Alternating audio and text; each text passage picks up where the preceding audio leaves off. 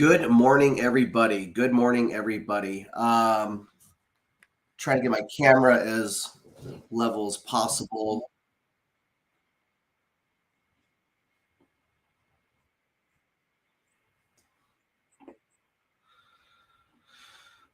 Give me 1 second.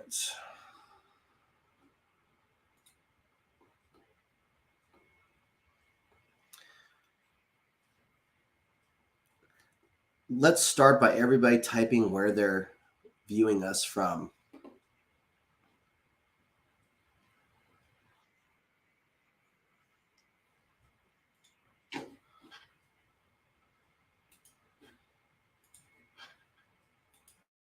Okay. All right. Welcome, everybody, to another live stream. Today, I'm going to be going over some updates. And I have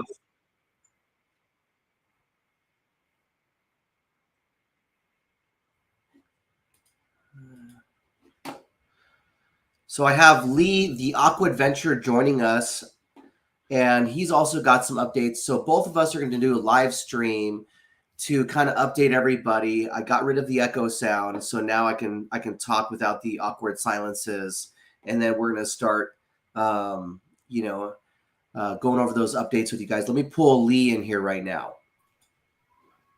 Lee, the Aqua Adventurer from Northern Ireland, say hi. Hi, everyone, and a massive welcome to the stream. Corey, first of all, it's amazing. Thank you very much for inviting me onto your channel, mate. I super appreciate that. No, thanks for coming, Lee. We had a lot going on. It's been like so crazy. Chickens running around with their heads cut off, basically. So we had a lot going on, and I flew out to Northern Ireland, and we filmed quite a bit of content, which we're both still like actively editing. Work has been crazy. I've been working. I just worked 5 doubles back to back just this last week, and I worked like 6 or 7 doubles in the last 2 weeks before that. Got some more doubles to do this coming week. So it's like I was so crazy busy. I didn't even do a release on Thursday. So I apologize to my viewers and everybody here that I didn't do a release. But we wanted to do a live stream because we've got a lot of stuff to cover, Lee and myself. First, let me say hi to all these amazing people that are coming in. Alan Schaefer, Brenda, Diane Phoenix, William Morris. There is a name I can't quite pronounce, but it looks like there's a picture of a duck or pheasant on there. Dana, how you doing? Robin, let's see, Brendan, Artistic Driver 42, Kimberly, everybody, thank you for tuning in. We really appreciate you guys' support. We wouldn't be able to do this without your guys' support. So Lee had me out in Northern Ireland, and we were just tired. We were nonstop for a week. I was just tired.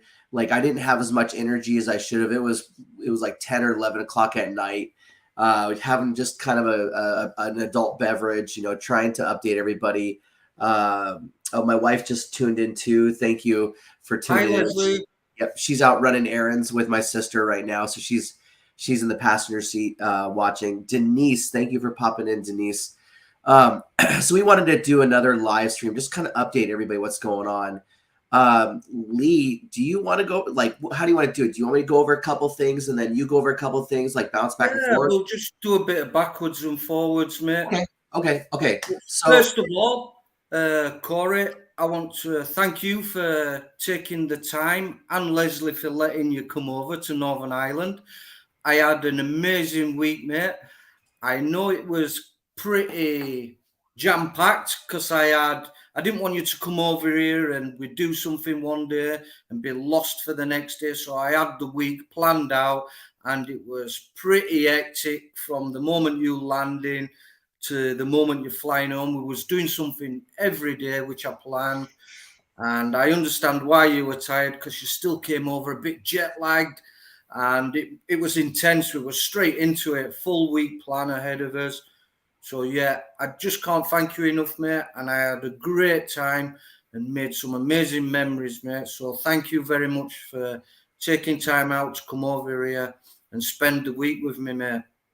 Absolutely. I had a blast, Lee. I know the camera's above my laptop, so I'm looking at my laptop so I can read and type instead of me like looking right at the camera, because then I won't be able to read and type. So that's why, I'm kind of like looking down. But no, I had a blast. Your family was absolutely amazing. You guys took care of me. Like coffee. Oh, it was amazing, because that's what I'm living on, is coffee to help get through the day. And like we went treasure hunting, we went scuba diving, we dove on a World War I wreck. I don't know very many people that have had the opportunity to dive on World War I wrecks. There's a few World War II wrecks about, but like that just helps date it back even further. And that was amazing. And then all the different foods and all the drinks, checking out some of the old pubs and everything in Belfast, seeing where the place where they built the Titanic in Belfast and the sister ship Olympic right next to it. I mean, Rathlin Island. I mean, there's so much, I've only been able to get one episode done, and kind of it's only for my members to watch, so far, and then I'll release it. But yeah, it was amazing. Just a lot of history. The castles. I mean, the next time I come out there, I want to do like a couple more dives, a couple more days of metal detecting. I'd like to Leslie to come along, and then we can, like, you could show us like all these castles and the town and stuff like that.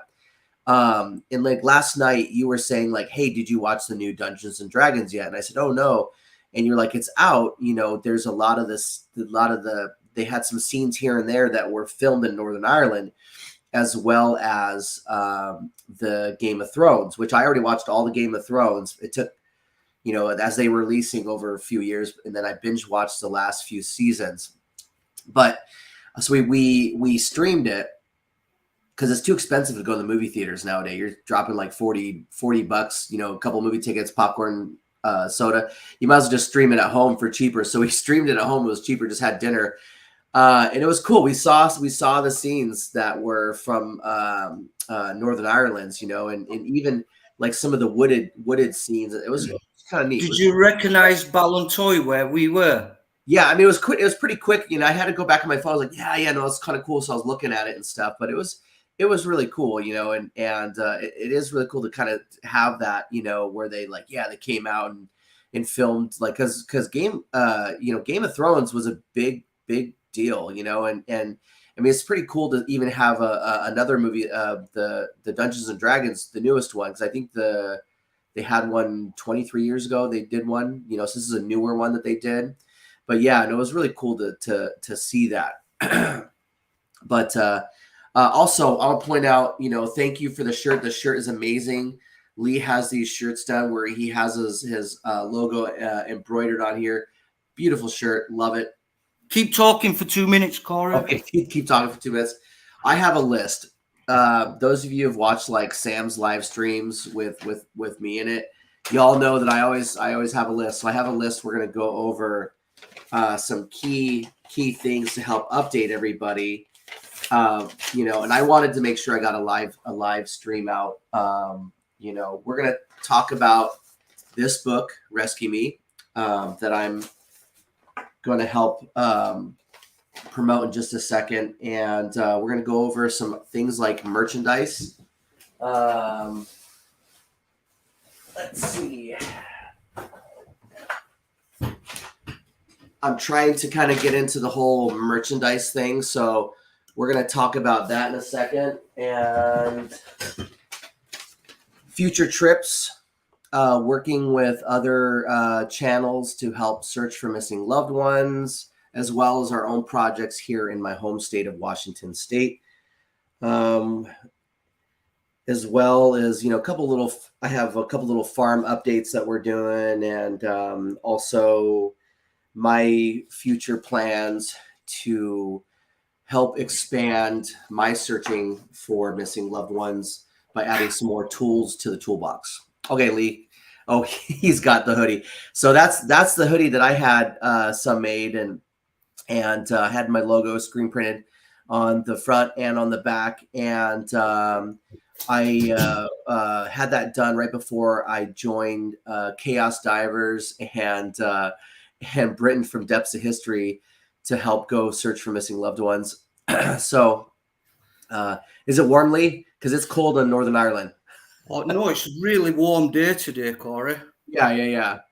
Well, good. I want to make sure that the hoodies are nice and warm. Okay, Lee. So I've done some talking. Go ahead and update us. What's you go and talk about a couple things and then bounce it I'm back. out of breath, mate. I've just ran up the stairs at 100 mile an hour. I'm out of breath.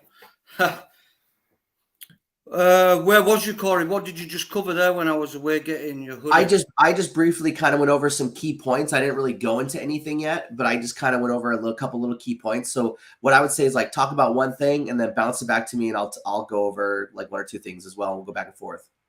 Okay, we'll first thing, guys, please hit the like. It does mean a lot to us, and especially on Corey's channel. That's how the algorithm works. The more likes you get, the more the video's promoted, which helps us, and the more subscribers we get, which leads to us growing this channel, which we'd all like to do. So we would really appreciate if you smash that thumbs up. And if you haven't already, if you're watching this on a replay, please subscribe to us. That is super appreciated. First of all, massive hello to everyone in chat. Diane, Ringo and Zor. If there's anyone watching in the background, please write in chat, say hello to us so we know who's in here. We'd like to say hello and thank you for coming on to Corey's channel. Right, Corey. Yeah, I've been super busy myself, mate. It's been non-stop since pretty much since you left. I've been planning things. I'll talk about what's coming up tomorrow. I've been fortunate enough at the minute.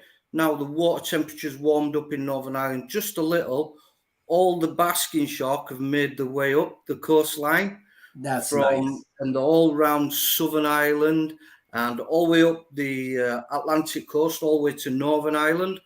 So tomorrow I'm out on a basking shark trip. Oh man, I hope you get some really awesome footage with it. How the camera, is the camera tray working out for you still pretty good and everything? Awesome, man. Absolutely Good. I hope you get some awesome footage with that. Yeah, basking sharks, they're actually a really big shark. They're not they're the second biggest shark on the planet.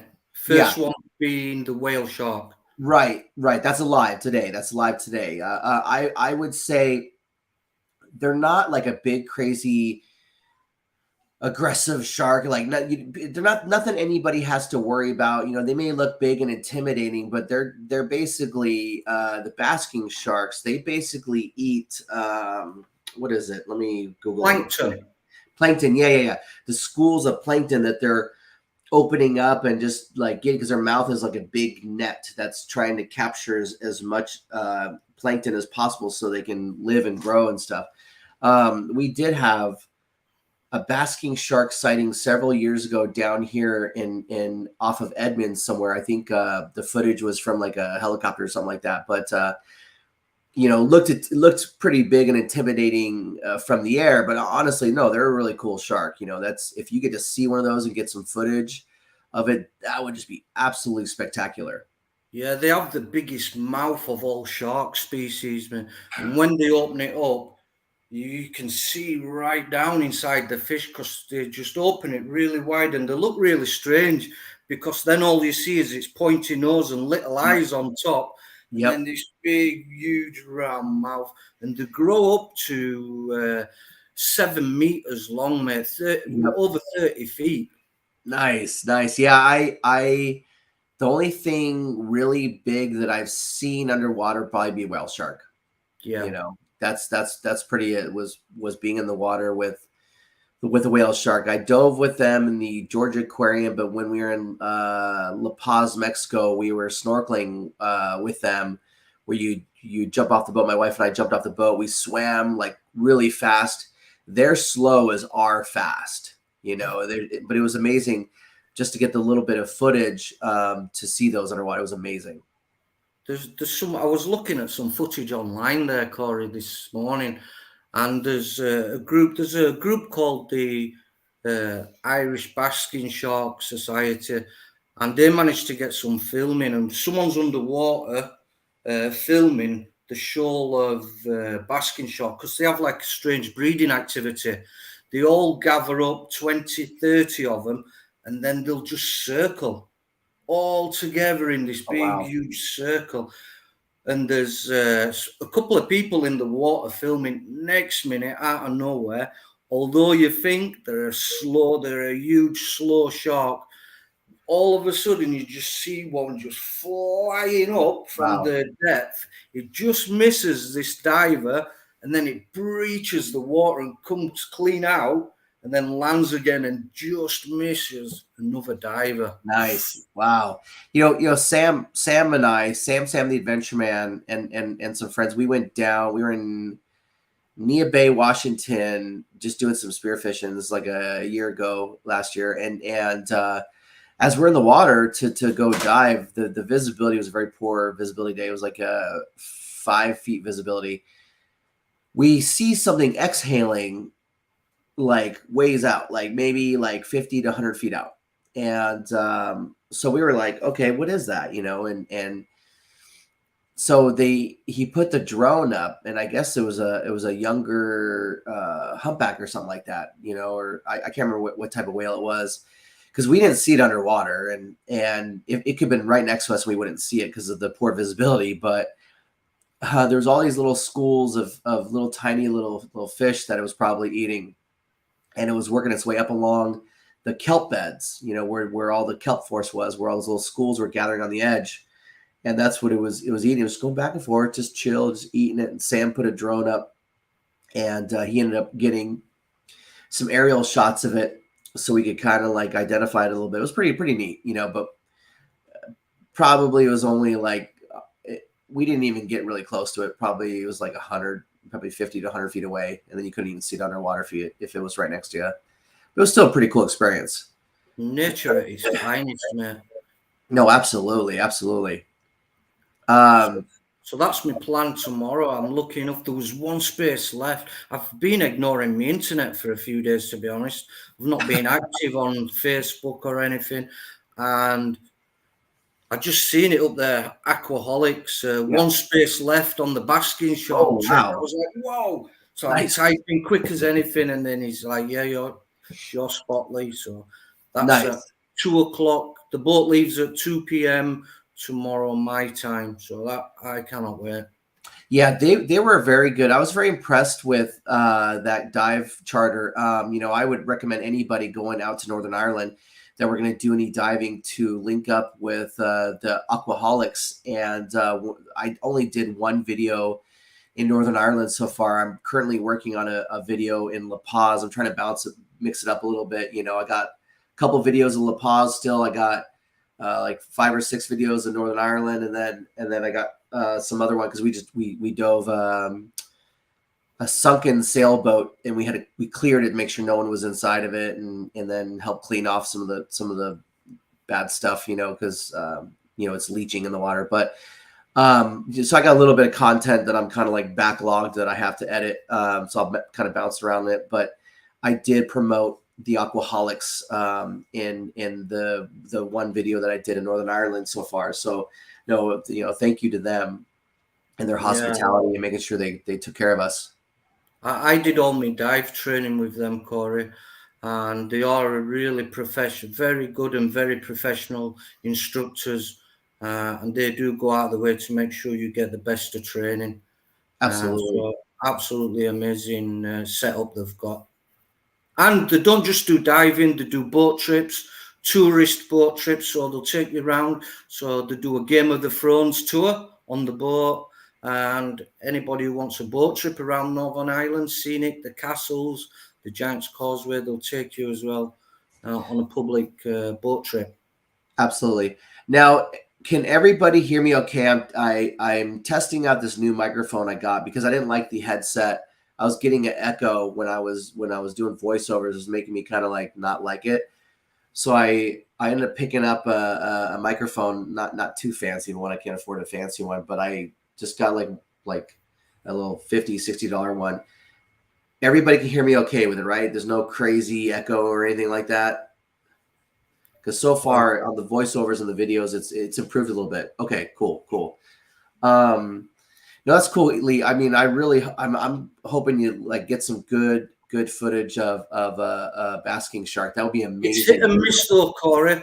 It's if obviously we don't know where the shoal's going to be or where the sharks are going to. Basically, you've just got to get in the boat and go cruise around, have a look on the surface with the binoculars, and try and spot them. So it's a big hunting game. You've got to try and find them, and once if you find them, super cool. If not, you've tried. Yeah, no, absolutely. Then so I'll go over one thing real quick. I have channel members. I have some channel members. I want my channel members to reach out to me and message me.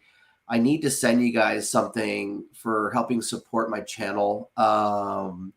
It's kind of a thank you. My membership, I have my videos as I edit them, I release them to my members, and then like once a week, if I can be available to do a premiere, I'll release one in that week, premiere that one video. So the rest of my viewers can see them as they release. But I want my channel members to privately message me. And then I want to also talk about,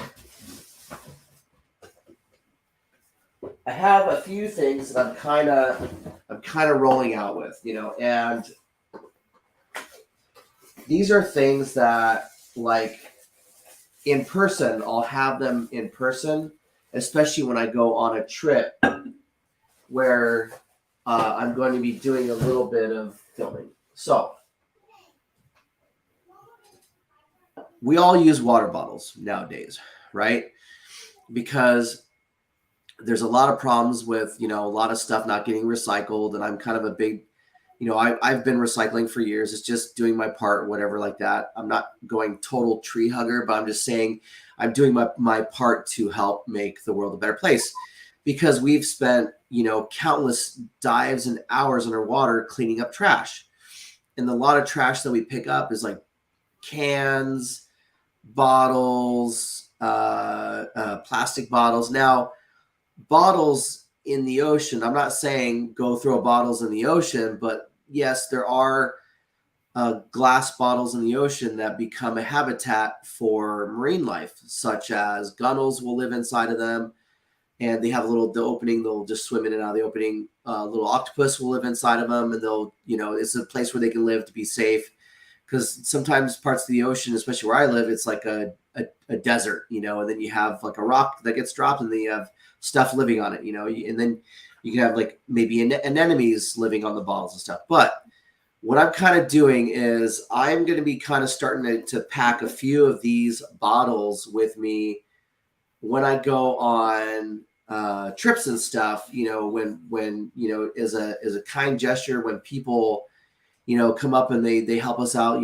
like, oh, hey, I want to, let me help put some gas in your vehicle so you can go out, continue on, or let me help, you're searching for somebody, let me give you some money to help put air in your tanks. And then if I got a couple of these on hand, it's a way I can say, you know what, thank you so much. Please have a water bottle from me. Thank you for your donation to help us keep moving in our journey. Please take a water bottle from me, and so when you're using a water bottle, you're not out buying like tons of the bottled water, right? I mean, yeah, people do buy a lot of bottled water. We usually use a filter, for ours. We filter our water.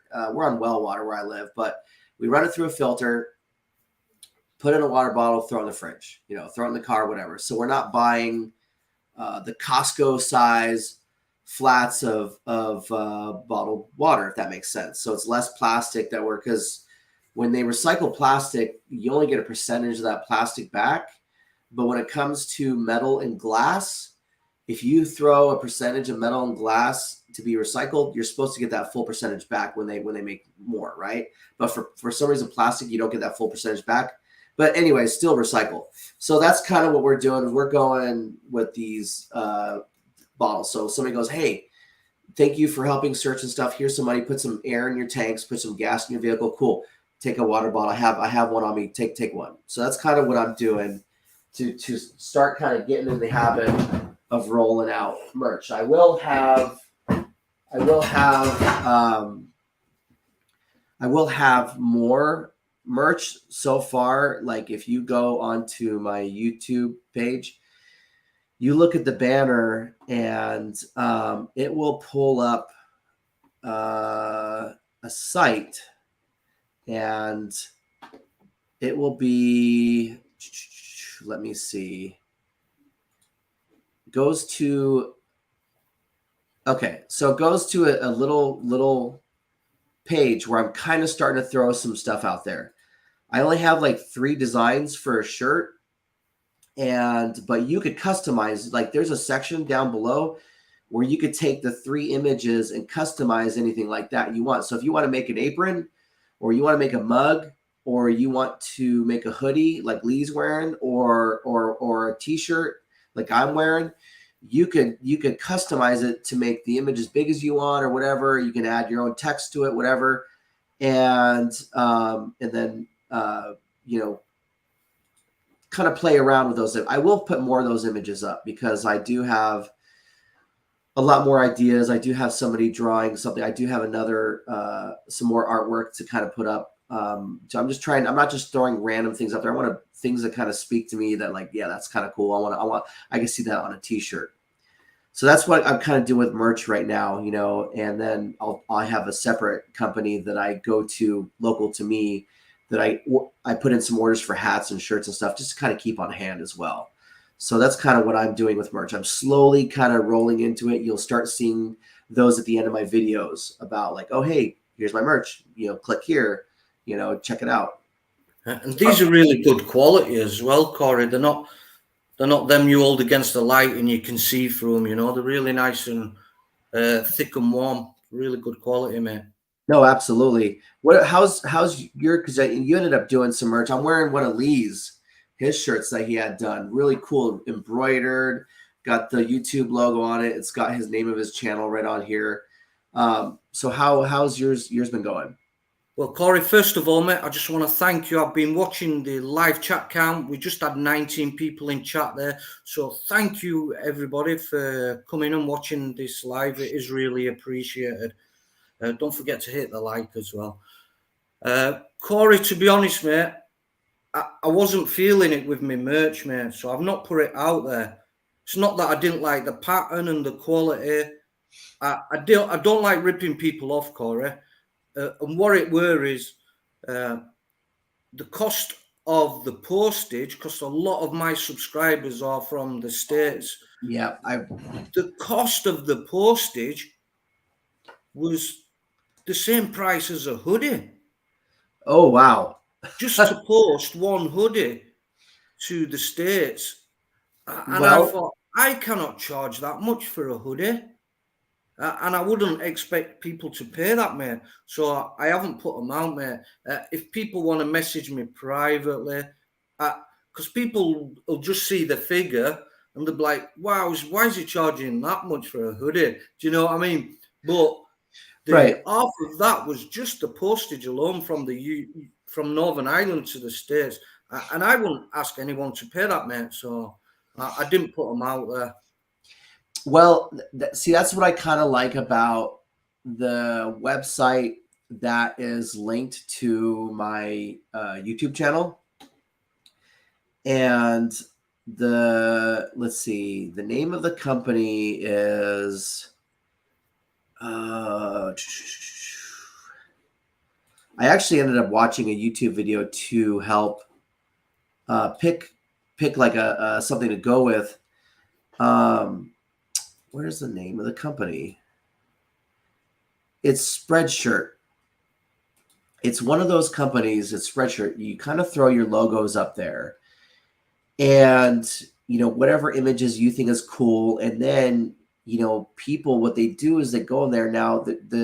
I placed an order. I had a couple orders so far. just because I'm not really advertising it. I just kind of threw it on my banner, and I noticed somebody saw it and they ordered something. Thank you to that person. I really appreciate it. It doesn't tell me their name or anything. It just says, hey, you have an order. This is your portion of the order. And what they do is the company goes, okay, they have the shirt. They have what it takes to make the shirt with your screen printing on it, right? Or whatever image you have, right? Then they have to mail the shirt to that person that placed the order. So they take what they need to survive plus their cut, and then they give you a percentage back, which helps you grow and build your channel by using those funds to help put it back in your channel.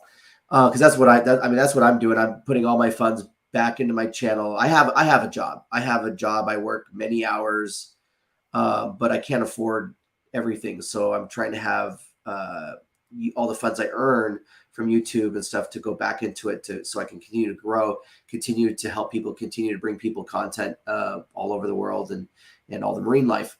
So what they do is they can that might be a route for you to look into, is just doing one of those where you're like, hey, I can't physically mail you one, but here's an idea. I have a few things on this website, go ahead and check it out. And then if you want something with my logo on it, there's a hoodie or there's a t-shirt or tank top or apron or whatever they have. Like I look through and there's like water bottles, mugs, hats, COVID masks, anything that they can literally put your logo when they customize their own thing with your logos, put it in there, boom. And then they can put like their text, like, hey, John or Bob or Bill, whatever, so which is fine, and they order it, and then you get like I don't know, like it's probably like a third of the price or whatever. Yeah, no, the shirts are a little pricey, but there was a discount code. I applied a discount code, which helped save, because I wanted to physically get myself a couple of them to kind of see how the quality was and stuff like that, so I ordered a couple just to kind of check it out. Yeah, that's the first thing I did. Yeah, I had some made up of my own. A few people have got hoodies. When I went out to the States there, I gave some people some hoodies and T-shirts and things. But it's just I'm not one for taking the hand out of people. And as soon as I seen the cost to post out to the States, I was like, yeah, no, I can only imagine. I can't remember what I paid to send you guys a package. I'm like, whatever, I just, that's kind of just expected, especially going and flying a package into a different country. Let's see, what else is it? Is it my turn to go over something, or? Yeah, it's your turn now, Corey. So future trips, I'll go. That's the next on my thing. So future trips. So I had an opportunity to, I've done search and rescue and search and recovery many years. I think it's like 17 plus years.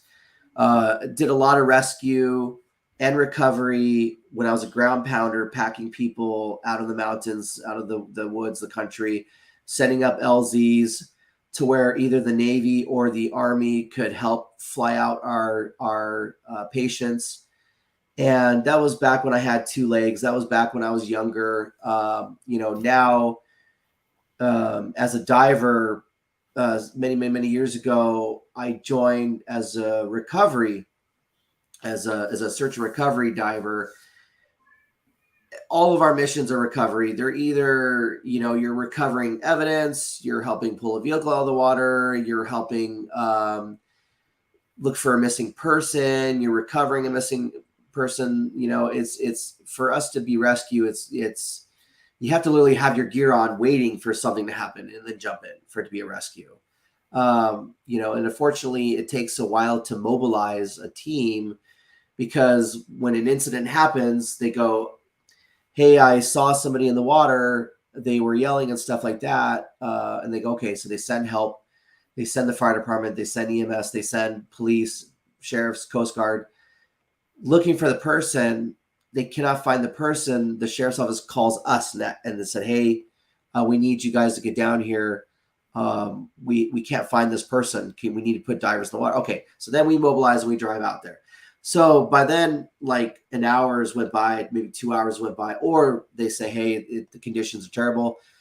It's nighttime. Let's pick it up in the morning. I mean, we dive day or night. It doesn't matter, but it depends on the conditions because we need to be safe as well. So with a lot of the experience that I have in SAR, I wanted to kind of expand on that, and so I've been talking to a couple of friends and I said, yeah, thank you for having me. I'd like to join you on some future missions. So I'm going to be going down south to help Jacob and Lindsay, chaos divers, to help look for some missing persons, and we're going to be in Texas, doing that. So I'll work with them, and then there's another trip further in the fall that I'll be also working with them too. It's good. I think we all, talking with Samthe Adventure Man, I think what we all need to do is all just need to work together. The ultimate goal is to help these families get their missing loved ones back. Help get them some answers, and at the worst case scenarios, we eliminate search areas so we know that we've covered an area, and then they can have a peace of mind that their loved one is not in this body of water or not in this area, to help them as well. I myself had one of my friends drown and go missing. He wasn't found for 6 months, and he got caught in a natural strainer, and a natural strainer is like a log jam, and he didn't get released until probably the flood season was done, when the flood rises and logs will loosen a little bit and then they goes back down and stuff. But he ended up being found 30 miles downriver by a person walking their dog, but at least we got him back, his family got him back. But so that's kind of like why back then I said, okay, I want to back as a ground pounder, being on a boat spotting for him was like, okay, I want to be a diver someday. And so that's why I went into it. But yeah, we need to work together. All of us work together to do that. So also real quick, since I'm on the topic of SAR, search and rescue, search and recovery, I ended up interviewing for somebody up in Canada that was writing a book for those SAR members that are out helping with all of the searching and recoveries and the rescue missions out there for anybody who was in a bad spot where they needed help, and so the author is Cathalynn Labonté-Smith, and she came out with a book, Rescue Me, and it's behind the scenes of search and rescue. And so far, I'm about a third of the way in the book. It's a really good book.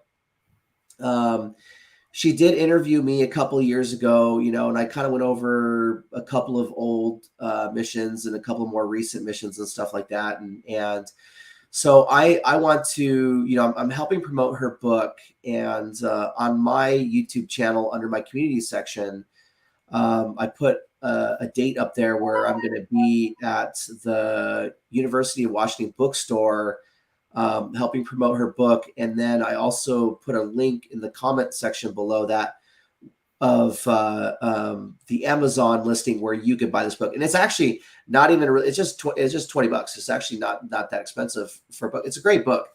Corey, yes.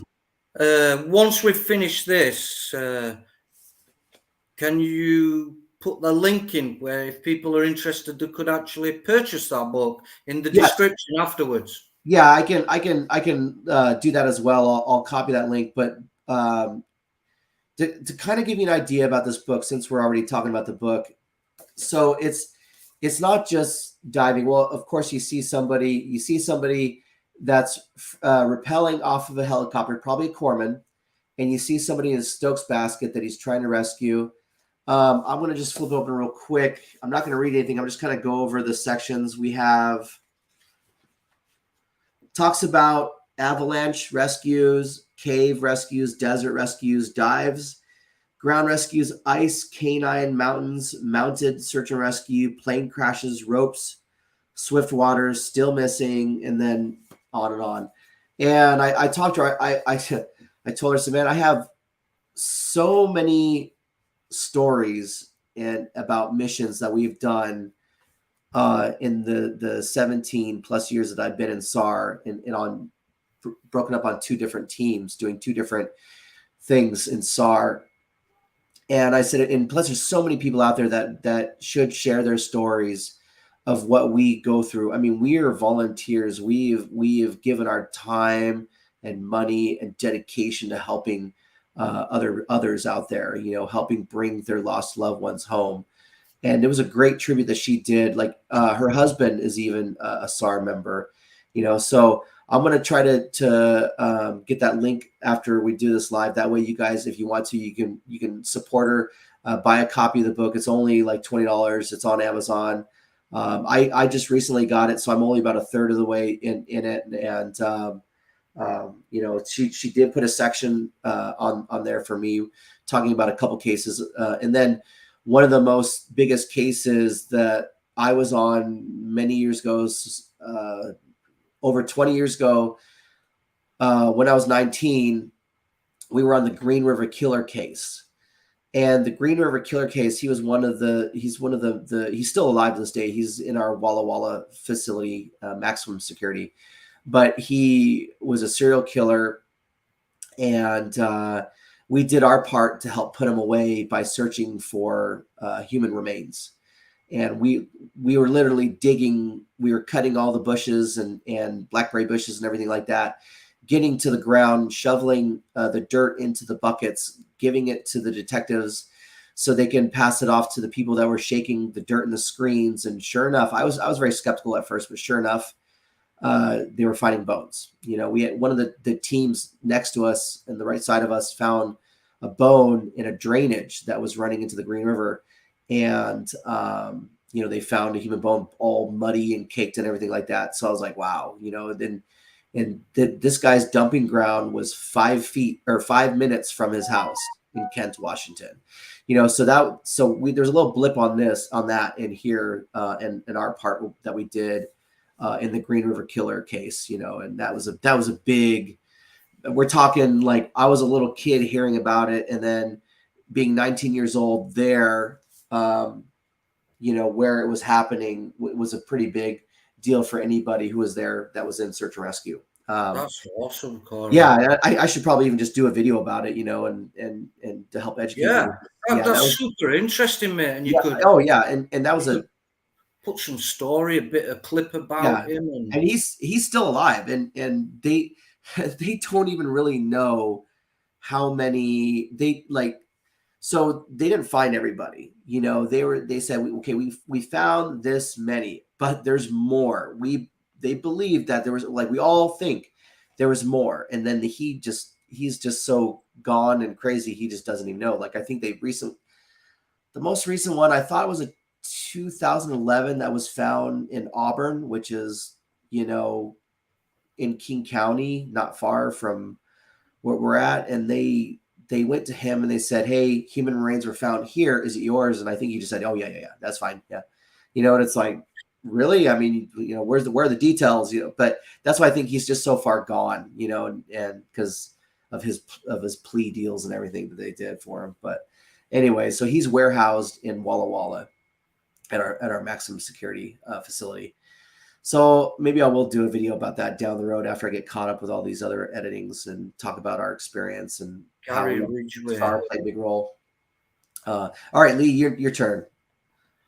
No, Corey, that's awesome. I just want to say well done on that, mate. That's amazing that you took part in that, mate. So it wasn't just me. It was like all of the SAR people. I mean, there were so many, all the law enforcement, all the search and rescue people, all of the investigators, prosecutors, I'd even think all of the correctional officers today that have to babysit him and take care of him while he's being warehoused. It's just everybody coming together to deal with one individual. And yeah, it's crazy. I probably should do like a video, and maybe I could talk to a couple of old friends that were there back then and get their perspectives and see if they remember any stuff about it back then. So, all right, Lee, your turn. Right, I'll talk about this one recently. Just out of the blue, out of nowhere, my phone rang. And I'm like, hey, what's this number? It was a mobile number I didn't recognize because it didn't come up with any name. I answered it anyway, and it turned out to be the British BBC, the British Broadcasting Corporation. That's a big channel. That mass BBC, like the biggest news channel in the UK. And they want to do an interview with me, mate, on Monday.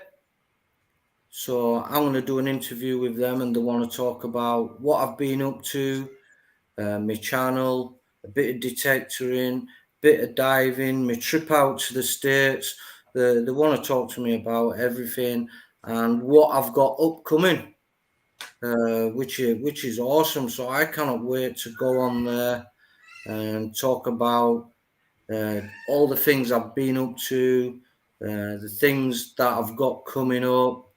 And I'm blown away by it. It's quite fortunate that the BBC, they just wanted to look on. They was looking at my videos on YouTube and thought, right, let's get this guy on and we'll interview him.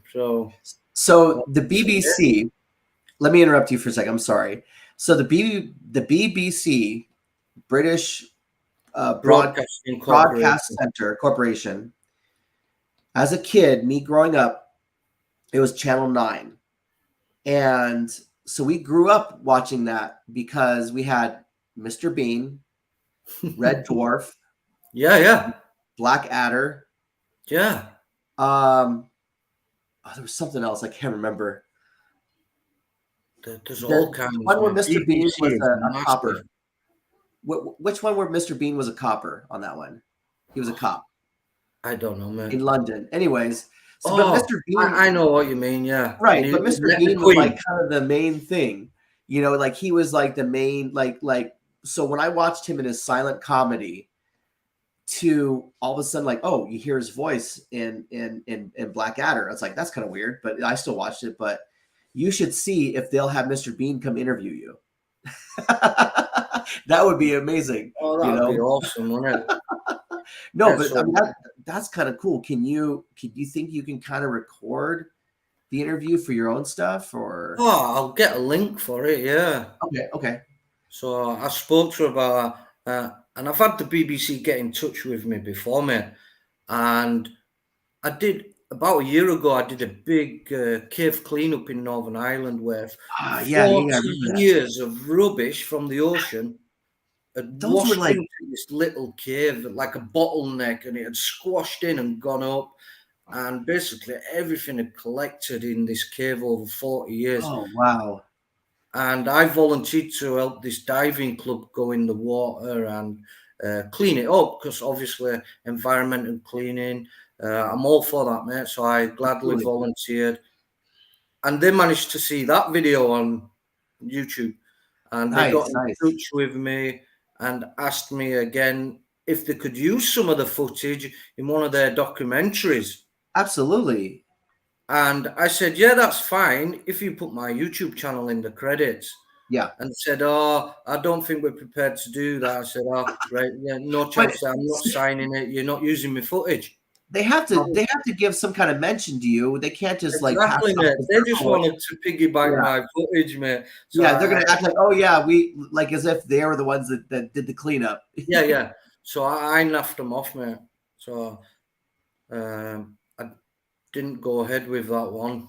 But this time, I've agreed to it because they've said, by all means, you can plug your channel live. Oh, cool. So I can talk about my channel and what the name of my channel is, and hopefully that will help me, mate. Oh yeah, absolutely, help you grow. No, that's pretty cool. And I remember it was a while ago when we watched that video. Like these bags were massive. They were 1 ton sacks. Cool.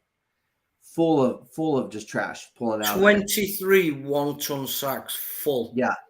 I mean, those caves, it acted like it was like a fishing net collecting garbage. Yeah. Do you know what's so surprising? And to this day, I don't know how it happened, but it must be to do with pressure. But you'll see on my video, I have to get on my belly and crawl through the gap to get into the big chamber. So you've got like a bottleneck where everything gets pushed, and then it has to squeeze through this little hole. And inside there, mate, was a fitness ball. Do you know your fitness balls that are like that? Yeah. I couldn't eat. I had to get on my belly to squeeze through to get in. There was some buoys in there that was bigger than the hole. So it must be something to do with the water pressure and the pressure that was squashing them through this tiny hole to get in there. Yeah, yeah. Because I was blown away, like, how the heck has this managed to get in here? No, I can yeah, only it's just crazy, squeeze right? through. When you did all that trash cleanup, like, was there anything unusual? Like, was it just all plastic, like bottles and There was cans? some And crazy things found, mate. And we had the Ulster University that was going to go through it all and see what the oldest thing was. And my craziest thing I saw was like an old carriage wheel, a wooden wheel, yeah. mate, with no rims on it. How, and that managed to get in there, like a really old carriage wheel. Did you save it? Was it worth saving, or was it just junk? I just did my thing, mate, and everything went in the bags and people were going to go through it, mate. I just got in the water, helped bring it all out Nice, by nice. floating it. We just made a train of floating it out, Nice. and I just was like finning out with it all. Nice. I just want to take a second. Thank you, Sharon Lewis. She's always been a big supporter of our channels. Thank you, Sharon Lewis, for the donation. Really appreciate it. Really appreciate it. It's going to go back towards the channel. It's going to help out. Especially, we got some future projects. We'll talk about that coming up too. I'm sorry. Go ahead. Go ahead, Lee. Go ahead and. Well, Sharon, thank you very much. That's super appreciated. Sharon's a member on my channel too, Sharon. So yeah. amazing support. Yeah. Message me Really later, Sharon. I gotta. Sharon. Yeah. Message me later, Sharon. I gotta get with you too, though. I gotta. If any of my other members are in here, please message me later. I gotta get with you guys too, so I can send you guys something. So no, that was really cool, Lee. And then you guys had to use ropes. I remember there was a scene you had to use ropes to help haul the garbage out. Like it was a big project. Well, the drop was like 60 foot. Yeah. Like we had to climb down a 60-foot rock to get in the water. And then we had to have a rigging team set up. You'll see in my video me swimming across and going helping the rigging team. And we had like a pulley system. So you had the two cliff sides here. We had the rope going across, and then in the middle was a pulley system going right into the cave. So then you've got one team on this side of the cliff pulling, which is slowly pulling this big train of 23 1-ton sacks of rubbish out of this cave. Pretty mad. And then we had to uncouple it all and then by hand lift these 1-ton sack rubbish up 60 foot of cliff face. And then once we got it up there, we had to drag them like 300 meters up a hill. And then luckily enough, I've got a Jeep, Corey. I managed to go and borrow a farmer's trailer, a cattle trailer. Oh, wow. Normally round his sheep up. So I went across the land, came back, and we loaded it all up into this farmer's trailer and managed to get it away. Because at first we had a boat coming in and we was going to load them up onto a boat and take them round the coastline into the bay. But you'll see it was too choppy to get the boat in that narrow cove entrance. So we had no chance. So that's how we ended up lifting them up the cliff, me going and asking a farmer. And of course, that was strange. It got a randomer knocking on his door. Hi, mister. Can I borrow your trailer? And he's like, an Englishman in Northern Ireland wants my trailer. He's like, and I had to fully explain, look, I'm not just about to do one with your trailer. We're just over there. If you look down, you can see a big pile of white sacks. We're part of that cleanup, mate. And he was like, wow, that is fantastic. Glad gladly lent me his trailer, mate, and we got rid of all the rubbish. Did you find anything old, like any old bottles, like worth keeping or anything like that? Corey, honestly, there must have been over 2,000 bottles, mate. You didn't look through them all? We didn't have time, mate. I literally, it Oh, was by the time I we bet was, you there was some probably really cool old ones in there there. was some really old plaques and stuff found. Oh, Metal plaques. How metal plaques are in there, I don't know. They must have gone in on wood, like being part of a wood you got that probably floated stuff in. from World War II and World War One that were in Mate, there. there was Oh man. all kinds of things. Next Oh, you time won't you take your believe it. time and look through it. We didn't have time, mate, honestly.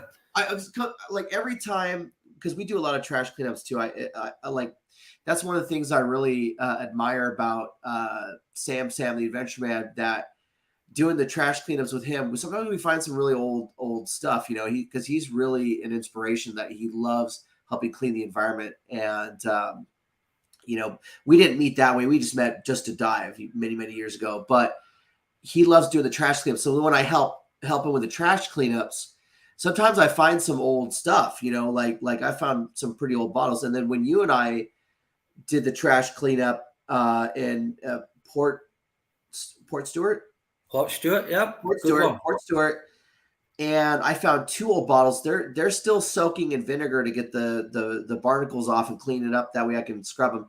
I'm going to include it on that video and in our treasure hunting video, because I'm going to do some research on the history of those two old bottles. But and that's part of the fun too, is when you can actually have time to do the research on like what is behind this, Yeah, item, it's you cool. know, what the history of this item, you know, how did, you know, ending up in here. So, and the coolest part is like when you hold something that is like from the 1800s or early 1900s, you're like, wow, I can only imagine the guy with the bowler hat and the cigar that drank from this Yeah. flask and tossed it into the water, you know, or like those old coins that we found that were probably soldiers back in World War II that were just sitting on the hilltop keeping an eye over the It's area. like it's like them coins we found, Corey. You found Yeah, 1907 and I found a 1913. Well, yeah, the first thing I thought of is in the 1913 and like, oh, and especially your coin. Your coin could have been spent on the Titanic to yeah, buy a drink. Do you know yeah, what I mean? I was like, yeah. wow, that's how old it is. I can That's the same imagine like, currency that was in circulation when the Titanic was about. yeah, or maybe like the soldier that's walking up the hill to sit down and have a meal or have a drink, you know, and he's digging in his pockets looking for something, and then it falls out of his pocket and he doesn't realize because the grass and stuff, and then he goes on about his day. And then he's at the tavern looking for that coin, and then he can't buy his drink, you know, and he's like, Yeah, you know. So it's cool, isn't it? yeah. No, that's pretty cool. No, I'm you definitely got to do something for that. That is pretty cool. The BBC, that's a big channel. It's been around longer than me, you Oh, it's know. And probably oh yeah, there was like the first British broadcast corporation to do TV in the UK. no, absolutely, absolutely. Okay, anything else about the BBC? No, no, no. Okay, what's the next one? If once I get the link, I will put it on my channel in the Yeah, community we'll tab. do that. We'll, Link. for anybody who's coming in now or whatever, we'll put the links and stuff in there. So I have another trip. This one is kind of a family friends kind of trip where we travel with a couple other people in our group, as well as my family. It's gonna be in August. It's gonna be to Hawaii, and it was something that my friends set up that they Hey, invited Corey, me. while you're Yeah, talking about this, mate, I need to go and do a nature call, mate. Is that all yeah. Go right? ahead, go ahead. Yeah, no worries, no I'll worries. just remove myself while I run Yeah, to the toilet, mate. yeah, you're fine. You're fine. So sorry about that. My allergies. I have bad allergies, pollen and everything. So we have another trip. So I'll be helping Chaos Divers down in Texas, and then later on down the road, we have another trip that's gonna be Hawaii. That's gonna be kind of a family trip with some other couples that we usually travel with, and So Hawaii, what we have planned in Hawaii is we're going to be doing kind of a pelagic dive, as well as a night ray dive where they put all the lights down and the rays go up and swim.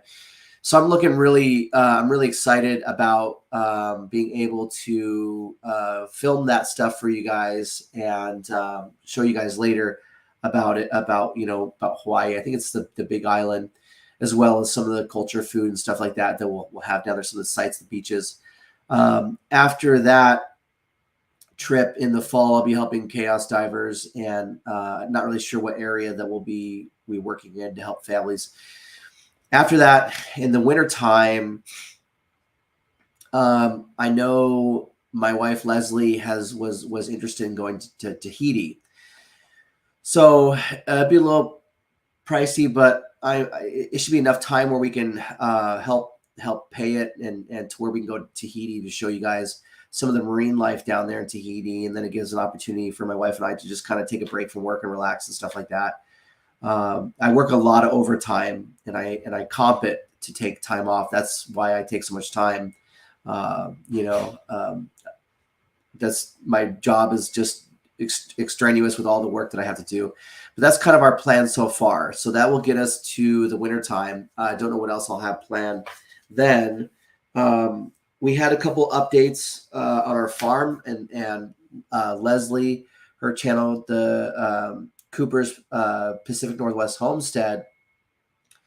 If you go down to the bottom of my channel, you'll see the sidekicks or fellow adventurers. That's her channel, the Cooper's Pacific Northwest Homestead. She'll show you some updates. We did get a lot of plant starts going. We have 4 goats now. Still have a bunch of chickens. We have a new rooster in the mix to help protect our chickens because the hawks were trying to get into our chicken coop. We have a net. I installed a net, an old fishing net that we put together, and the hawks kept trying to get in there. So we have a rooster to protect them now, a big rooster, and he's friendly too. He doesn't attack us. We wanted one that was going to be nice to us and stuff because they'll attack people too. Wife bought a gator, to help her get around the farm. My farm truck that my dad left me before he passed away, I'm having some problems keeping it running.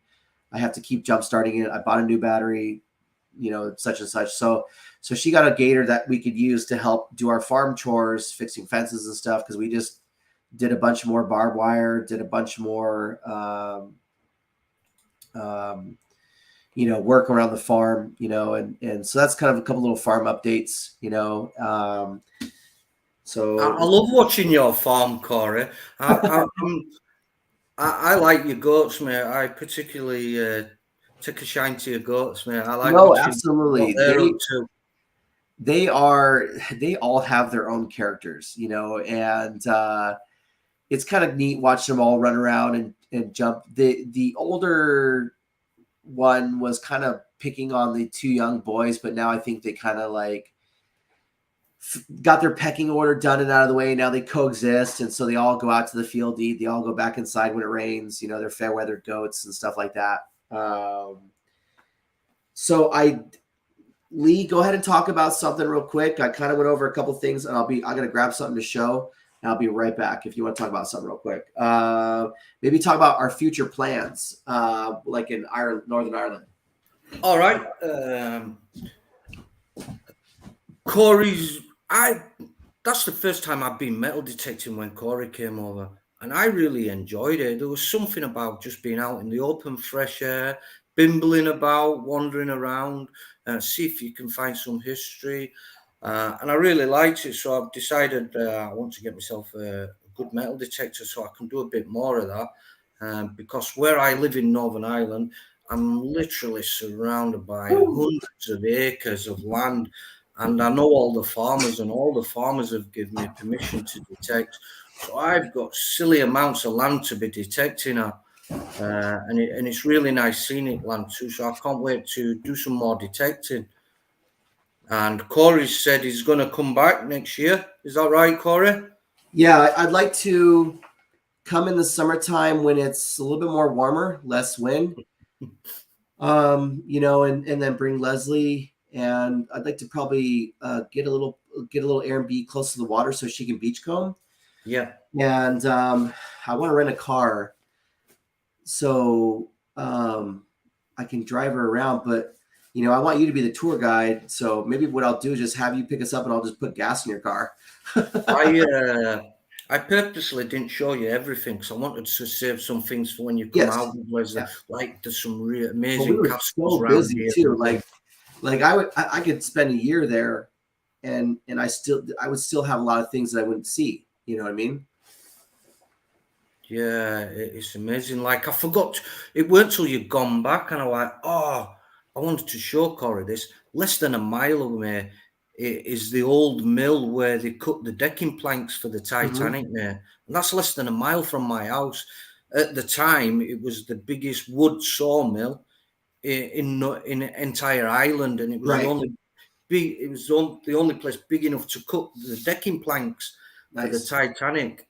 And I wanted to show you that, mate, because I know the owners, and I took my mum and things round it, like a little tour of it, and they said, "Yeah, work away, go inside and have a look." And uh, Nice. I forgot to show you that, mate. It went No, till it's you okay. come back. I was like, ah. No, it's okay. The next time we're out there, we can go out there, check it out, make a couple of shorts, out of it and stuff. I got like so much. I haven't even like done like the work has just been like crazy with the overtime, and we're usually hard up on overtime. So Yeah. we're all getting our fill. And so that really took a cut in my editing because I'm literally going home, getting 4.5 to 5 hours of sleep, waking up and going back to work to do another 16 hours, so it's like I haven't had any time to edit and get these shorts done. But no, yeah, we'll get caught up soon enough. Editing Yeah. is the trickiest thing about having a YouTube channel. Oh, but you put your memory card in, and then you've got to work out a I think thumbnail. it's the hardest Everything's thing.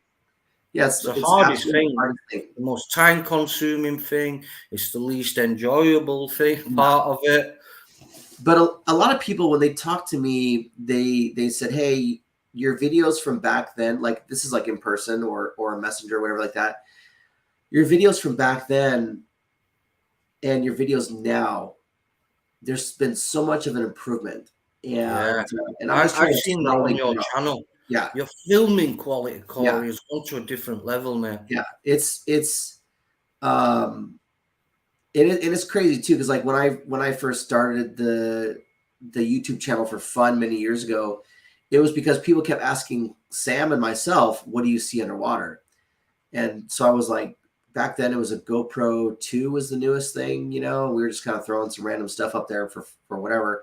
No editing, no thought behind anything or whatever. We just went out and just try to show people, and I was taking pictures and stuff like that. But it's like now that I want to be serious about this YouTube thing and do YouTube like a part-time job, that's I've been working really hard to try to get my editing better, get my filming better, get my storytelling better, all that stuff, so I can get in, and all the viewers are amazing, help us, support us so we can continue to grow, so no, that's cool. I'm really excited. I can't wait to go back out there.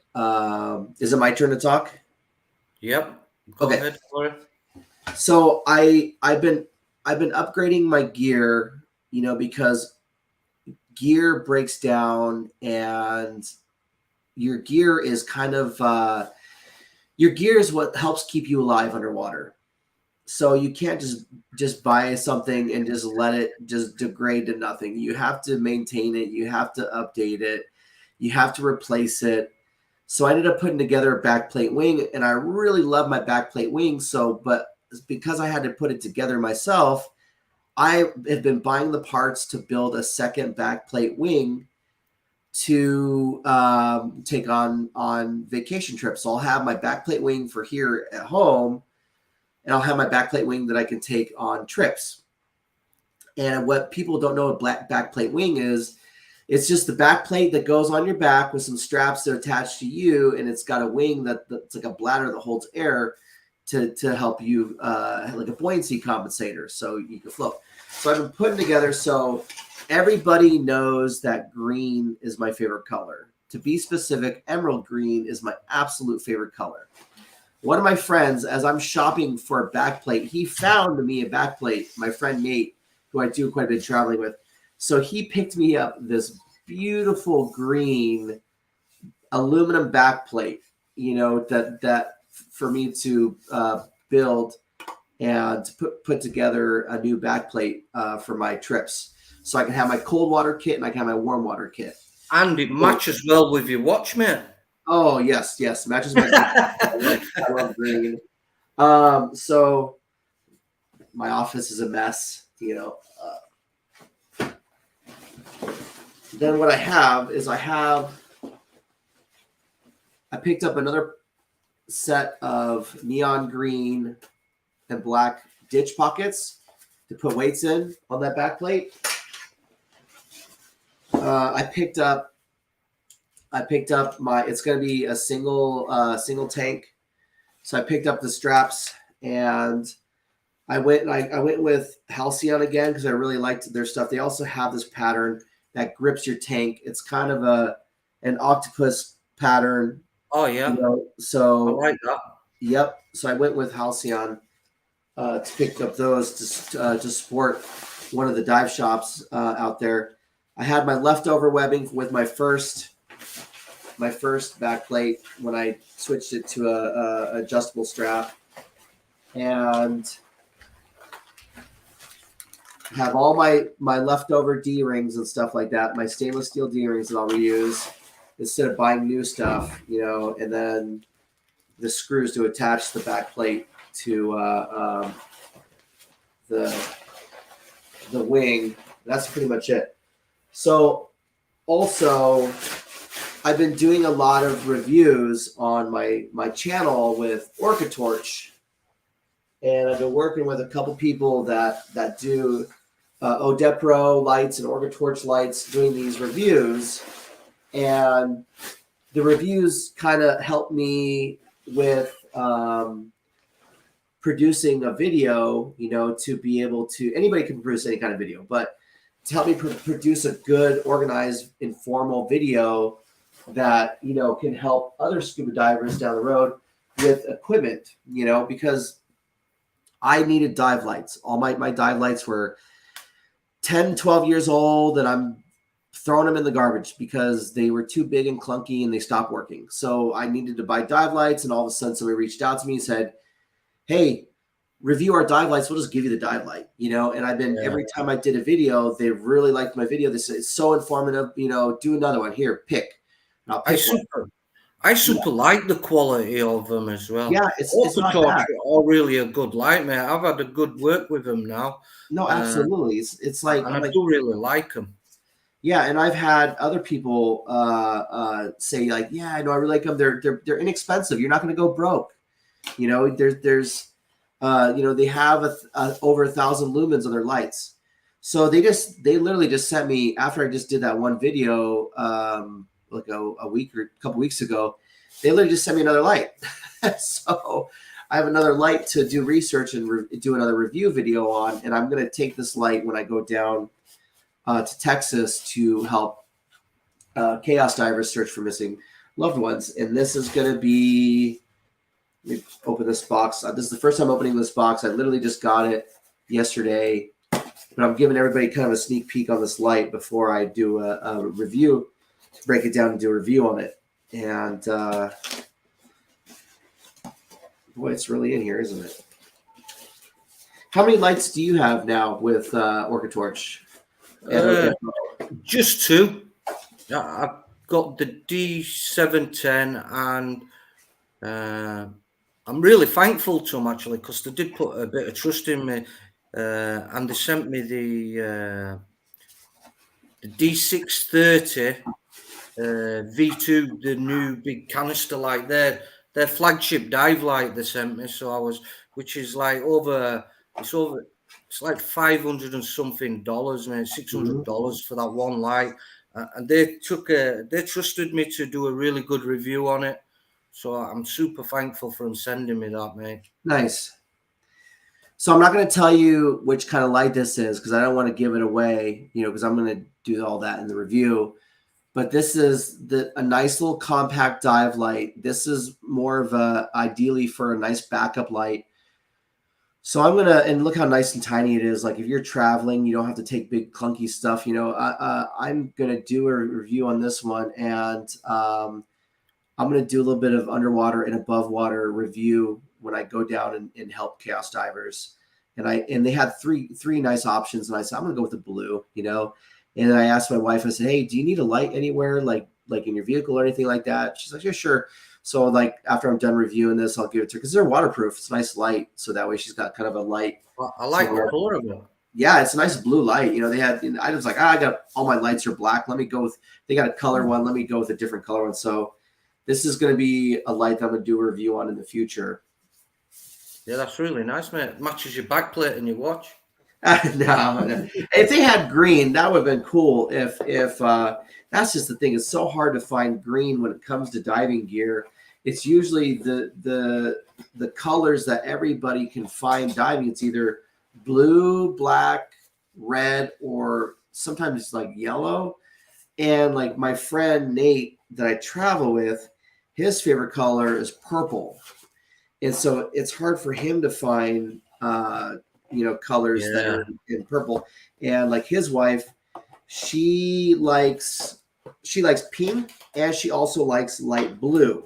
So she's got like her pink dive stuff or light blue dive stuff, because if you're gonna go diving, you might as well, enjoy your gear by buying it in the colors that you like. So yeah, so I'm kind of excited about that. And that goes, and I also got a new dry suit because that big clunky high tide one, it's leaking so bad. I was getting so cold. My new dry suit is finally in. Oh, have you got it? Have you? Yeah, man, that was funny. Garage. It was so expensive. It took me such a long time to pay off. I worked a lot of overtime to pay it off. I was killing myself to pay. It was $4,200 for that dry suit. It is crazy. And it's only going to last. It's only going to last like 10 years. 10 maybe. You're lucky, man. Yes. Yeah, I know. Especially if you start using it for search and recovery work, The high tide only lasted me, I don't know, maybe eight years. Yeah.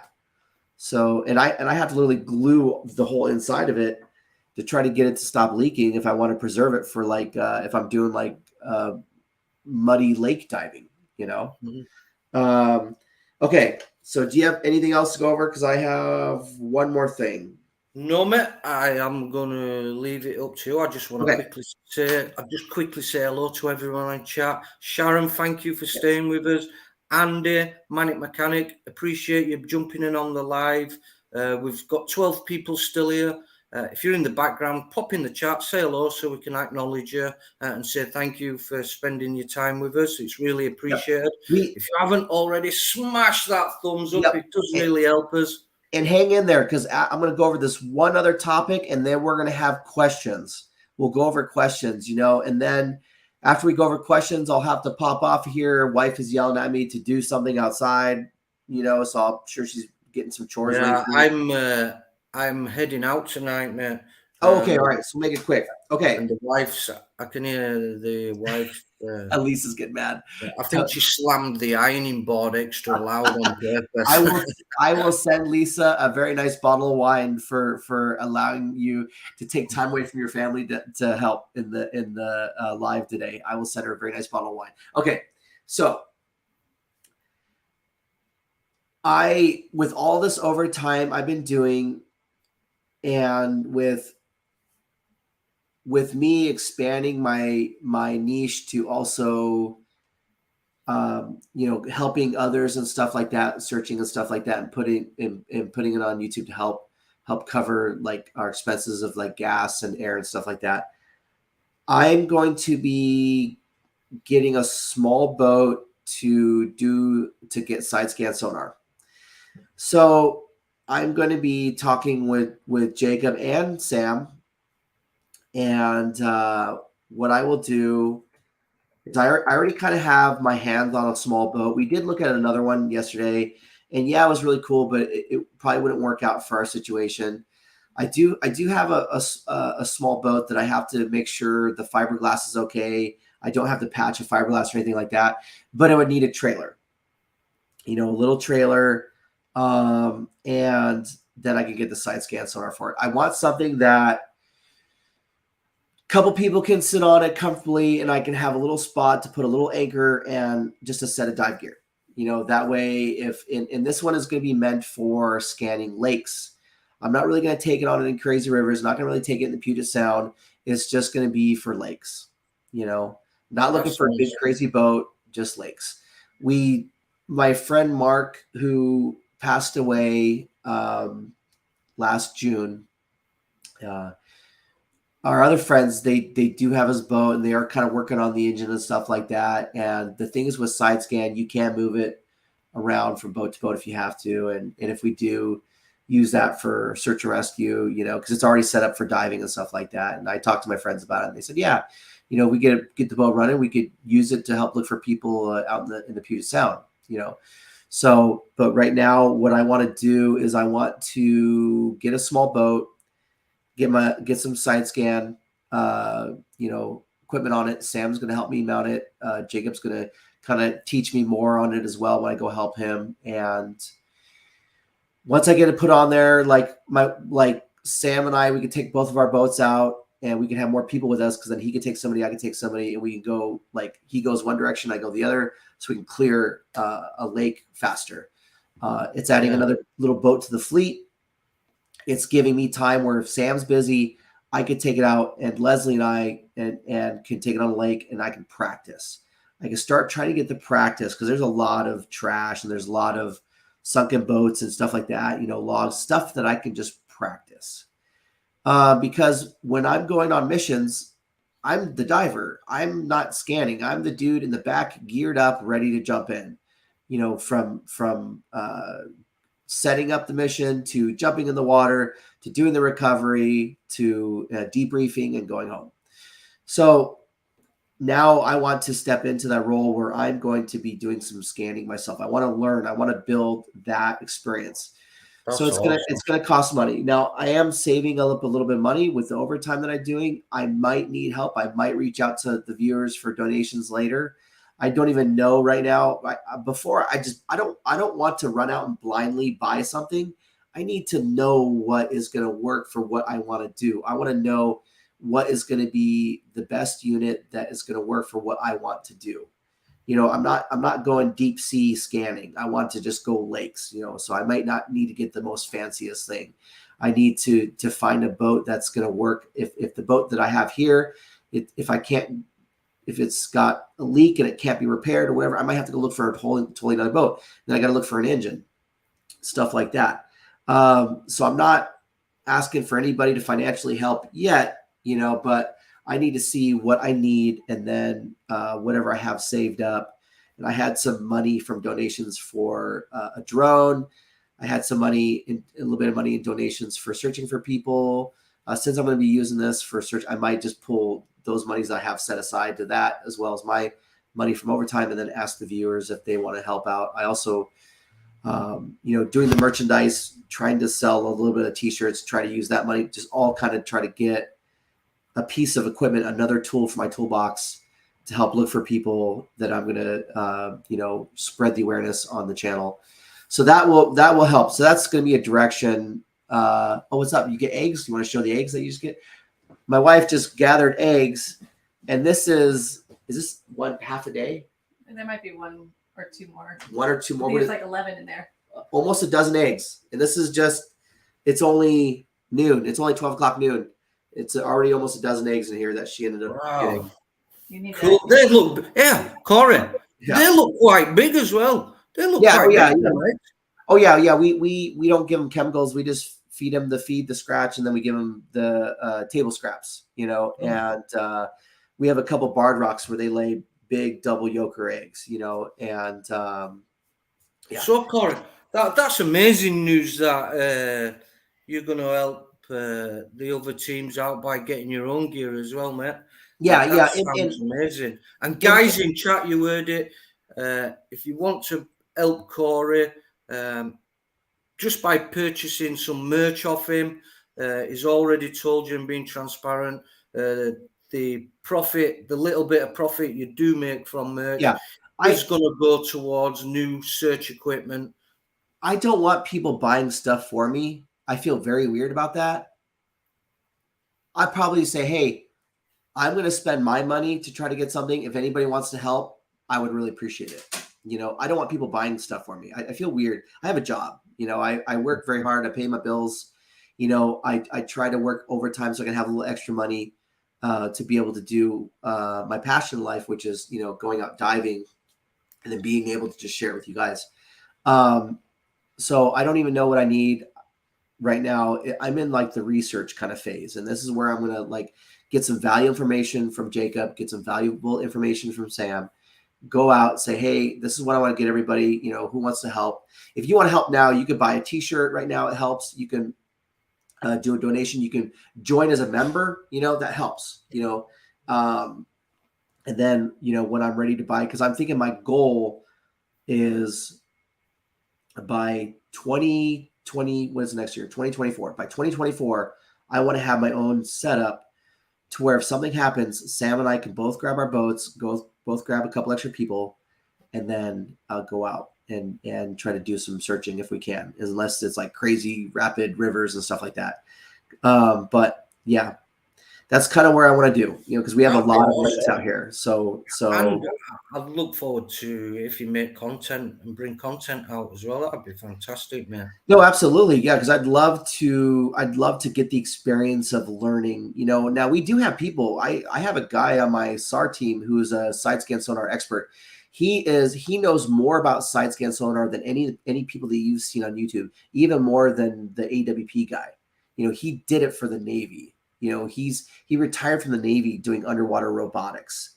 His brain is just so incredible with all the knowledge he has with side scan sonar and underwater robotics. He puts his side scan in the water. He tells it what to do. He walks away, makes a cup of coffee. It's autonomous, and it does its own thing. It's got its own brain, comes back to the entry point, and then he comes back with his cup of coffee. And he goes, oh, okay, cool. There's something right there. And I'm just like crazy. When he retired from the Navy, an agency picked him up like that, because he's so talented. His engineering is amazing. And we are so blessed to have him on our SAR dive team that we volunteer with the Sheriff's Office. So, I'm very fortunate to be able to have somebody with his talents that I get to work with somebody like that. And he even makes himself available. Like if we search unofficially, he comes out and helps us search, too. So amazing guy. Troy's an amazing guy. So, I'm sure I'm going to pick his brain too, if he's not too busy when I get my setup so I can start learning. So that is it. I went through my whole list. Thank cool. you. Questions. Yeah, questions time. Questions. We've got 16 people still in chat, which is fantastic. Yes. Really appreciate that. Thank you very much. If you haven't already, I'm sure you have. Smash that thumbs up. It will really help Corey's channel. Yes. And make sure you're subscribed to Lee's channel too. So make sure you're subscribed to both our channels. Later today, I'll go in. I'll start plugging in links and stuff like that in the description. So who has questions? Questions. Put a QQQ in front of it so we know it's a question. And here we go. Let's have a look. First of all, I want to say thank you, Sharon Lewis. Thank you for the donation. Thank you for sticking with us. Artistic Driver 42. Thank you, Thomas.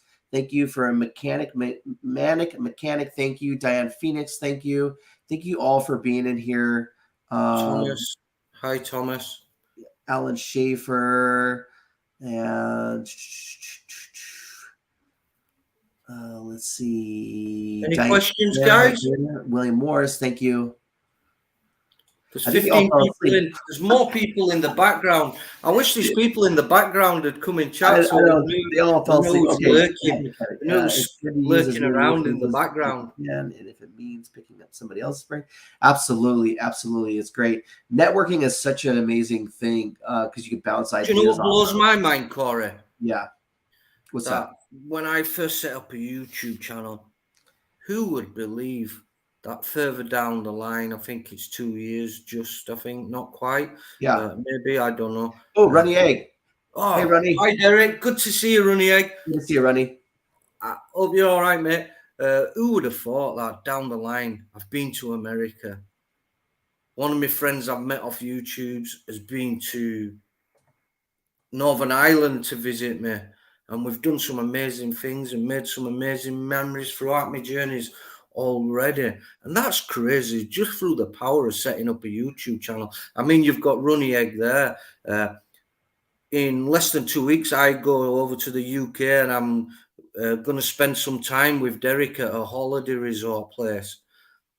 So I'm looking forward to meeting up with Derek. But how crazy is that, man? No, it absolutely is too, you know, and a part of me, if I had one regret, my regret is that we didn't do this a lot earlier than life. I didn't start diving a lot earlier. I wish I started diving a lot earlier in life.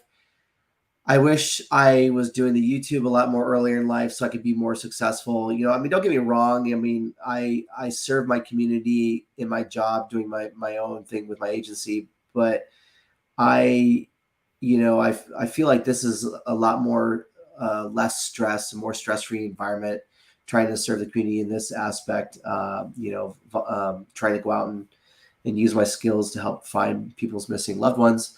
And cleaning up the environment, and even just like going out and looking for marine life, just to show to the viewers, to educate, and you know, kind of a form of entertainment. You know, because I grew up watching the Discovery Channel, where they had the underwater videos, you know, of around the worlds that they went diving and stuff like that. I mean, the older generation grew up watching Jacques Cousteau do all that, you know, and my generation just came after his, because I didn't grow up watching his videos. I grew up watching the Discovery Channel, you know, underwater videos.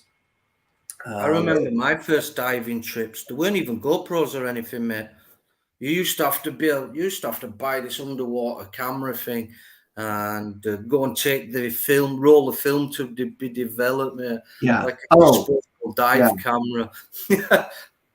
Oh yeah, Sharon Lewis. Yeah, I will have a Cash App. I have a Venmo, because when people buy hay from me, they Venmo me when they buy hay.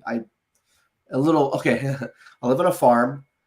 We have our fields hayed. I need 50 bales for my animals to get through the winter. Everything else, the other 75 bales I sell. So Perfect. people Venmo me the money when they pick up hay from me. So I'll try to put like my Venmo thing up there. I gotta it just takes time. I'll just do that later today, because I know Leslie's gonna yell at me to go outside and help her with something. But you guys can also support Lee and help him out too, because I know Lee, what he's gonna do, he has a side scan sonar unit, and he has plans to buy a boat and stuff, and he wants to put stuff together, because he has bodies of water out there in Northern Ireland. They did find 2 vehicles from the 80s. They both had missing persons in those vehicles. Lee wants to do that too, and my plans are to Sam and I to fly out there to help Lee get set up when he gets his equipment, so we could help Lee get set up out there in Northern Ireland to help look for people as well. So yeah, so you guys can always help support Lee too, to help him grow as well. Yeah. Yeah.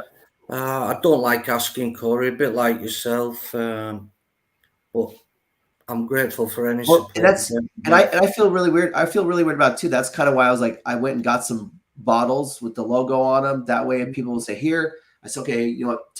Please take this then." You know what I mean? Please take a water bottle, just something. Or if people want, they can grab a T-shirt. You know, that way a little bit of the money goes to help me, but they also get a shirt in return, to help support the channel and stuff.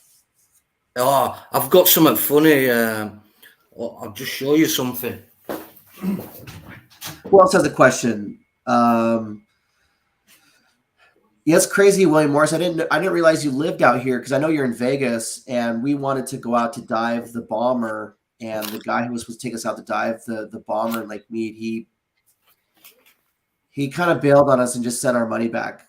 So that kind of crushed our plans. We were going to literally be the last divers to dive that bomber. What I'm hoping is the Lake Mead will get all its water back, and then we can go out and dive the bomber before it gets too late or too deep. But then there's rumors that they want to pull the bomber out of the water. So who knows? But what do you got, Lee? What do you got? Oh, it's right. As you know, Corey, I'm going over to meet Derek in less than 2 weeks. 2 weeks, I think. And you know how much Derek. Well, it's obvious how much Derek loves his food, right? Mm-hmm. Do you know what I mean? So I've got some challenges to do with him. We'll probably do it on his channels. This has just come through the post, mate. It's biltong. What is that? It's like beef jerky. Okay. But this apparently is the hottest one ever available. And it's No Carolina Reaper. Oh, no thanks. So I'm going to do this food challenge with Derek, and it's going to be non-emotional, mate. And this is Carolina Reaper. No thanks. I can't. We're going to sit opposite each other, and it's got to be non-emotional. I hope he's got a good heart, because they usually have warning labels on that stuff. If you have a bad heart, don't do it if it's too spicy. Oh no, there's no height restrictions, mate. I also got decals. So now we got decals. So if you guys can see that, it'll autofocus. Yep, there goes it autofocused. So I got decals with my logo on it. This is gonna be my logo. I live the pirate life, so that's why my logo is. And it's funny too, because after I lost my leg, my friends were joking, saying, well, you always wanted to be a pirate. Now you can actually sell the idea, since you got one leg. My friends with all of our morbid sense of humor. Yeah, it's awesome. Really amazing to see everyone. Appreciate you all for being here. Last 2 minutes, mate, because I'm getting shouted at. So I'm go out now. Yeah, if you guys got questions, spit them out now. So we can any quick questions, guys, because I'm heading out. Yep. It's good to see you in here, Runny. Sorry if we kind of jumped on the same time you were doing yours. We wanted to, because of our 8-hour time difference. Did he go live? Because I asked him and he said he was going to go live at 9 o'clock. My notification thing popped up for his. I think we might have jumped on right after his. Oh, I hope not, because he said he was going live at 9 o'clock tonight. So that's why I said 6:30 were cool. Sorry, Derek, if you changed your mind, mate. Yep. Apologies. Yeah, I don't know if they're going to pull that bomber out, man. I just hope they get more water in there so they don't have to, if we dive it, we get to dive. If we don't, we don't. It'll be kind of sad, but we were literally going to be the last divers to dive it. But the guy just kind of flaked out and sent our money back. At least we got our money back because he wanted to keep our money, it sounded like. So, but then, he sent it back. Derek, who you see in chat, guys, I'll just give him a quick shout out. Money Egg, he's a bit of a YouTube guru. So if there's anybody who's got a YouTube channel that needs some help and advice on how to set it up, what the algorithm's looking for, how to produce good thumbnails and a good channel, don't head over to Runny Egg. He's shy. No. Runny, what went on my channel was helping me with my stuff too, kind of point out some stuff too, some very good positive criticism and stuff like that. And yes, so because when you become a content creator and stuff like that, you need to find out what's working for other people and try to apply those traits and try to build your own brand and try to build your own styles of doing things. I wouldn't say like copy everybody's letter, but try to develop your own system. Link. So that's cool. Thank you, Diane, for dropping Derek's link. Guys, anybody in chat? What the heck's that? It's not even a word, is it? Anybody in chat wants to develop a good YouTube channel and learn the rights and wrongs, what you can do, what you can't do, what will get you in trouble, what you won't. Produce good thumbnails, banners. There's a link for Runny Egg. He goes live twice a week. Head over there, guys. He's super awesome. I learned a heck of a lot from him. So, yeah, please go check out Runny Egg's channel if you don't mind. That, I think that is going to be what I'm showing you here. I'm just playing with the StreamYard thing. That is going to be where you can find T-shirts, you know, on the thing to help. It'll be in chat. And just pull this off real quick. I'm kind of playing with this. What you're pulling off? This, trying to, there you go. Oh, yeah. Hiding that again. Because, you know, I'm not very savvy when it comes to live streams. I wouldn't be able to do it without Lee's help, the Aqua Adventurer. I'm more of I go out and film, and then I edit. That is where a lot of my energies went into. Hey, Jacob's in here. So, Jacob, the man with the plan, I don't know how he does it. He is super crazy busy. And like the dude, a heart of gold, him and Lindsay have been going all around this country helping people. They're not like, you know, throwing out episodes left and right. Like I wish they had the time to kind of show people, but behind the scenes, they are crazy busy. Like I'm watching the guy drive for several hours, and then he's getting the boat set up, and then he's driving the boat, and I'm thinking to myself, when does this guy rest? And I'm like, Jacob, can I do anything? Can I hold the flashlight? I mean, he's like, no, just hang out with me while I'm doing it. You know, like, yeah, no problem. I'm just like, I wish I knew more so I could just like step in like a good deckhand or a good, you know, helper and like, but I'm just kind of there like learning and stuff like that, but crazy busy. Yes, absolutely. Absolutely. And in October, I'm going to come out a little early because I just want to come out a little early in October and just hang out too, just to relax and catch up. And then before we hit the road on October as well. And you're going out searching. Damn. Yep. It's gonna be great. It's gonna be hot. I'm excited that I don't have to take a dry suit. I am gonna have to start packing my bags. Yep. We'll have to drag Lee one of these times. You know, have him you know, come out and dive with us in the zero visibility water. That was sure. Well, yeah. I experienced it there, and we could squeeze them too. You know, you could work it out with Jacob. We could squeeze you, get you a hammock. I kind of had an idea what I was letting myself in for and what I'd experienced, but when you're actually there and you've got zero visibility whatsoever, and it's all done by feel, and it was quite. I enjoyed the experience, to be honest. Yeah. I really, really did. You know, I don't mind the zero visibility because that's kind of what it is for us down here in the Puget Sound in the summer months.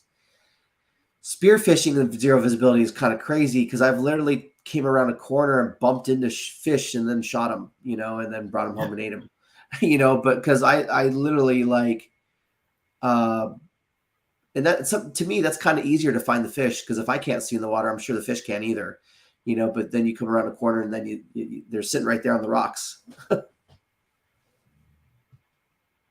Haha, he's small. I know we can an air up mattress. No, hey, listen, I'd fit in a wheel arch.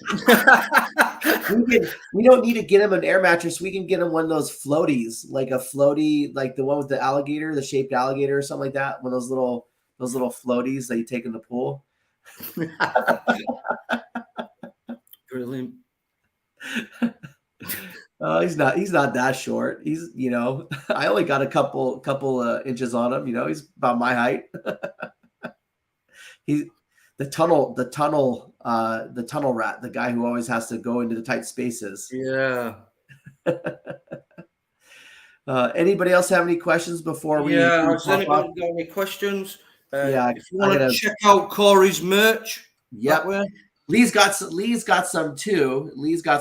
And then see if I can try to convince Lee to start a little website too, or that he can link on his thing to start a couple of designs, So, I mean, I didn't even talk about mine, and somebody already went in there and bought a couple of things. So I was like, Oh, oh, cool. because That's all I awesome. did was put it on the banner on my, I need to, as I edit my videos at the very end, I need to include it at the very end, like, oh, by the way, you can, here's what you can do. So, but yep. But you guys, don't forget, if you're not subscribed to Chaos Divers too, please check out Chaos Divers as well. Him and Lindsay, they go all around the U.S. searching for missing loved ones, using side scan sonar technology. They are dive certified. Jacob is a very knowledgeable diver. He's been diving for a very long time. So working with them, I trust them, and they're great. They have a heart of gold, and I'd love working. We're gonna strengthen we're gonna unite and strengthen our relationships with a lot of these people who want to help search and stuff, so we all work towards finding our missing loved ones, so That's awesome. if anybody has anything else, please. Any questions, anyone? If not, last 2 minutes, let's have a pop look. off. Last 2 minutes, and I've got to go, unfortunately. Yep, me as well. First Leslie, of all, a massive appreciation to each and every one of you that's joined in tonight and been on the live chat, said hello. We really appreciate it. It does mean a lot. Yep. Yeah, my apologies for not releasing a video this week. That it was another good opportunity to do a live stream instead, more engaging with everybody. Teamwork makes the dream work. Absolutely. So, and that being said, I guess that's it. Thank you everybody for popping in. Jacob, thank you for popping in. Can't wait to see you and Lindsay again.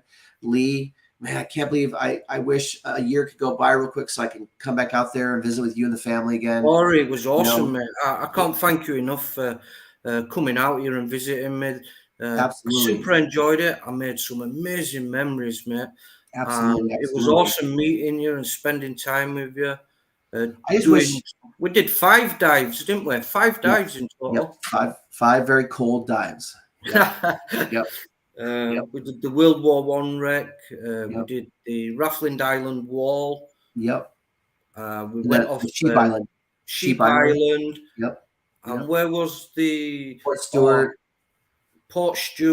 Yep. And then something. Shoot, I wrote it in my logbook. We did a drift dive, didn't we? Something I wrote it in my logbook. My wife is outside wanting me to go help. So I gotta go put the farm boots on and go out and help farm chores. Everybody, thank you so much. Right, guys. Sorry about massive thank you, mate. Appreciate you bringing me on your channel. I really enjoyed it, mate. Appreciate it. Thank you, Lee. All the things you've talked about, I really look forward to watching. Yep. Can't wait to see your content come out about it, and you phone me up and tell me the stories and things. I'm looking forward to it. Everyone in chat, thank you very much. If you haven't already, please hit your thumbs up and subscribe to Corey's channel if you're watching it on a replay. The link will be in the description for the book Rescue Me. Can you see that okay?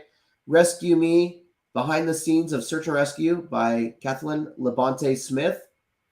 I'll put the links up there later today when I'm done with my farm chores so you guys can find this book. It's only $20. It supports her. Her husband's in search and rescue, and the wife is getting antsy, waiting me to go outside. Anyways, I will put those links up. Please have patience. If you miss part of the live, just rewatch it. I'll put the links up later. You guys take care. Be safe. Thank you, Lee. Thank you, Jacob. Thank you, Sherry Lewis. Thank you, Diane Thomas, Mag Mechanic, everybody, Artistic Diver. Thank you for sticking with us. We'll see you on the next episode. Be safe. Okay, take care, everyone. Bye-bye.